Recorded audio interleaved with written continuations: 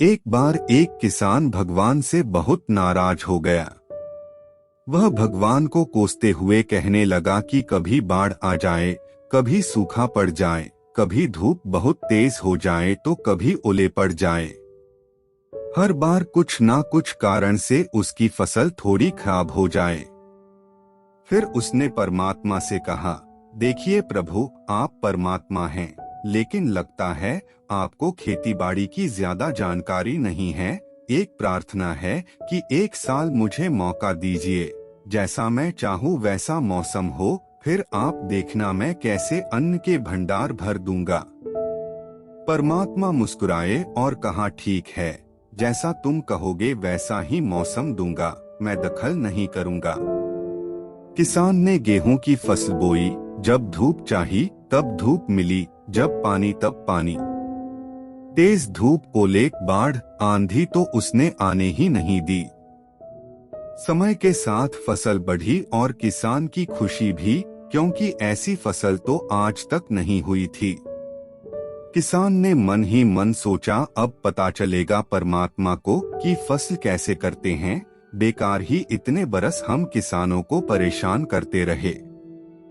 फसल काटने का समय भी आया। किसान बड़े गर्व से फसल काटने गया, लेकिन जैसे ही फसल काटने लगा, एकदम से छाती पर हाथ रखकर बैठ गया। गेहूं की एक भी बाली के अंदर गेहूं नहीं था, सारी बालियां अंदर से खाली थी। बड़ा दुखी होकर उसने परमात्मा से कहा, प्रभु ये क्या हुआ? तब परमात्मा बोले, ये तो होना ही था, तुमने पौधों को संघर्ष का जरा सा भी मौका नहीं दिया। ना तेज धूप में उनको तपने दिया, ना आंधी ओलों से जूझने दिया, उनको किसी प्रकार की चुनौती का एहसास जरा भी नहीं होने दिया। इसीलिए सब पौधे खोखले रह गए। जब आंधी आती है, तेज बारिश होती है, ओले गिरते हैं, तब पौधा अपने बल से ही खड़ा रहता है। वो अपना अस्तित्व बचाने का संघर्ष करता है, और इस संघर्ष से जो बल पैदा होता है वही उसे शक्ति देता है, ऊर्जा देता है।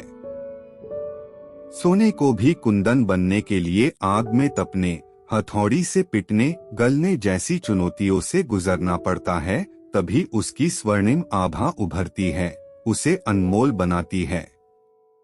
भगवान की यह बात सुनकर किसान को अपनी गलती का एहसास हो चुका था कि भगवान जो भी कुछ करते हैं वे हम सभी की भलाई के लिए ही करते हैं।